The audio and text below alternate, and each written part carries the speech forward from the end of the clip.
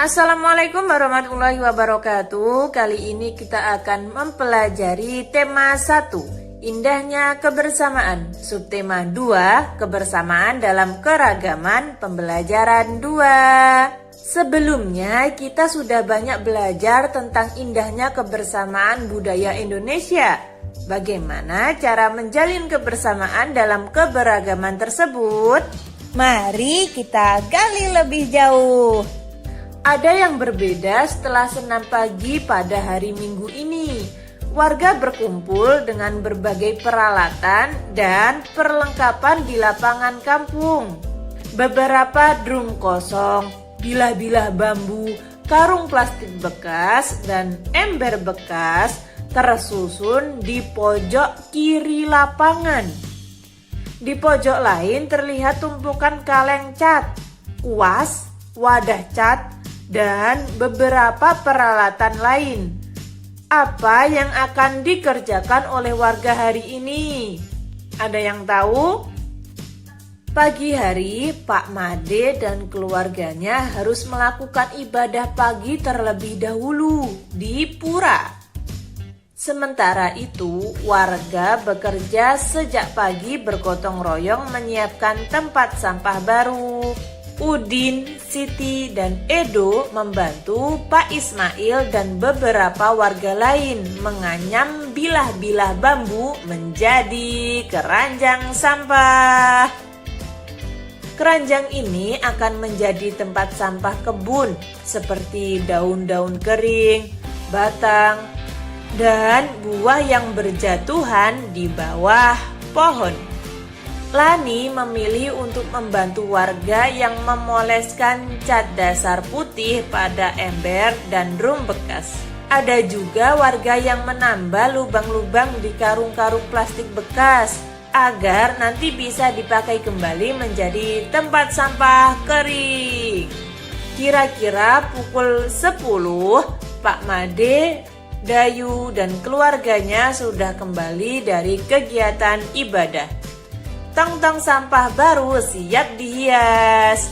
Pak Made, Ibu Made, dan Dayu berkeliling membuat pola hiasan di tempat-tempat sampah baru. Lani turut membantu Dayu.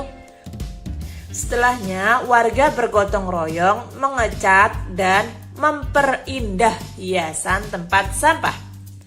Sebelum matahari meninggi, sudah ada 12 tempat sampah baru yang dihasilkan warga secara gotong royong.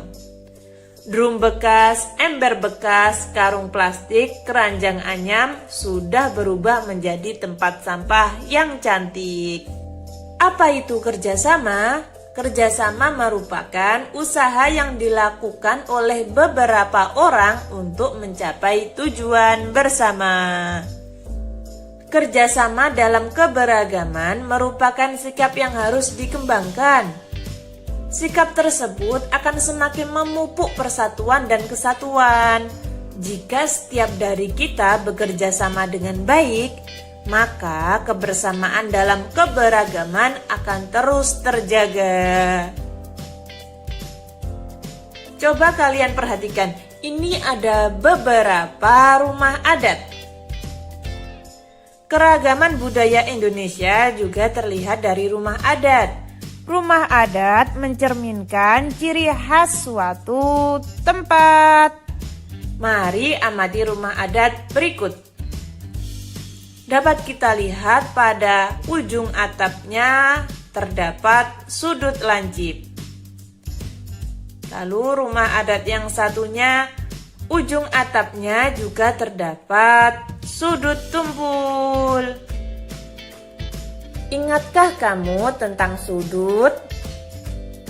Dua sinar garis yang memiliki titik pangkal yang sama akan membentuk suatu sudut. Nah, di sini saya punya sudut. Titik pangkal yang sama itu disebut titik sudut. Sedangkan dua sinar garis disebut kaki sudut. Jenis-jenis sudut. Yang pertama, sudut siku-siku. Suatu sudut disebut sudut siku-siku jika kaki-kaki sudutnya tegak lurus, yaitu ukurannya adalah 90 derajat. Nomor 2, sudut lancip. Suatu sudut disebut sudut lancip jika ukuran sudutnya lebih kecil dari sudut siku-siku, yaitu antara 0 sampai 90 derajat. Sudut-sudut berikut adalah sudut lancip. Yang ketiga, sudut tumpul. Suatu sudut disebut sudut tumpul jika ukuran sudutnya lebih besar dari sudut siku-siku, yaitu antara 90 dan 180 derajat. Sudut-sudut berikut adalah sudut tumpul. Tambahan. Ini tambahan dari saya pribadi, tidak ada di buku ya teman-teman. Di sini saya akan memperjelas yang dimaksud dengan sudut siku-siku, sudut tumpul, dan sudut lancip.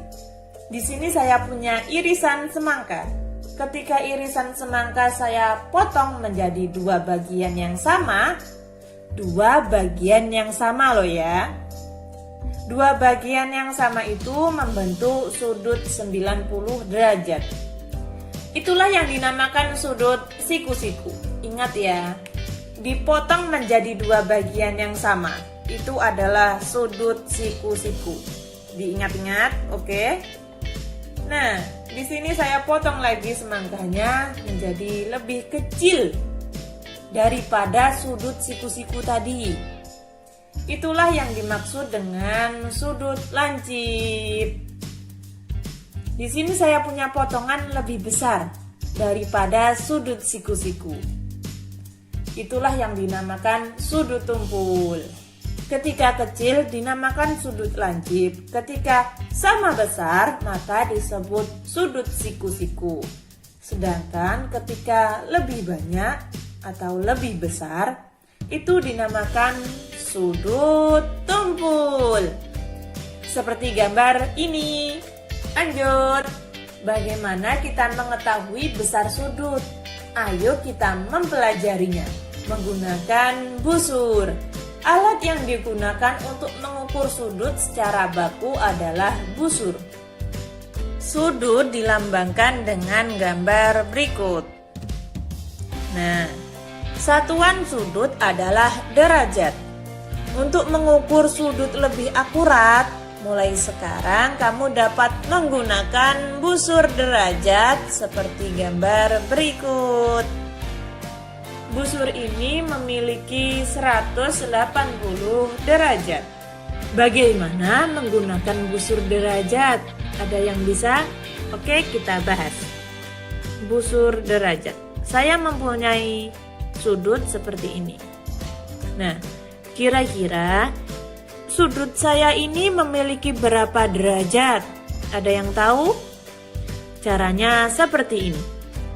Kita dapat lihat sisi sudutnya berada di antara angka 40 dan 50. Berarti berapa? 45. 45. Sudut yang satunya menunjukkan angka 0. Maka 45 diambil 0. Akan menjadi 45 derajat. Berarti sudut tadi memiliki 45 derajat. Sekarang kita coba lagi. Dapat kita lihat bahwa sudut menunjukkan angka 180 derajat. Sudut satunya lagi menunjukkan angka di antara 120 dan 130. Maka akan menjadi 125. Karena sudutnya di tengah-tengah antara 120 dan 130. 180 diambil 125 menjadi 55. Maka sudut tersebut memiliki 55 derajat. Kamu sudah berlatih gerakan dasar tarian bungong jumpa. Sekarang kamu akan berlatih menarikan dengan menggunakan formasi. kamu akan dibagi dalam kelompok. Satu kelompok 8 siswa. Lakukan gerakan dengan hitungan dan iringan musik. Gerakan A. Gerakan B. Gerakan C. Gerakan D.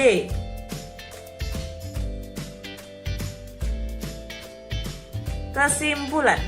Tadi kita sudah belajar apa saja? Yang pertama, menjelaskan dan menentukan ukuran sudut pada bangun datar dalam satuan baku dengan menggunakan busur derajat. Yang kedua, mengidentifikasi berbagai bentuk keragaman suku bangsa, sosial, dan budaya di Indonesia yang terikat persatuan dan kesatuan. Yang ketiga, memahami dasar-dasar gerak tari daerah. Sekarang jawab pertanyaan berikut. Apa yang akan terjadi jika setiap dari kita bekerja sama dengan baik? Nomor 2, alat untuk mengukur sudut baku adalah apa? Ayo. Yang terakhir, gambar berikut ini termasuk sudut apa? Silakan dijawab. Sekian, terima kasih. Wassalamualaikum warahmatullahi wabarakatuh.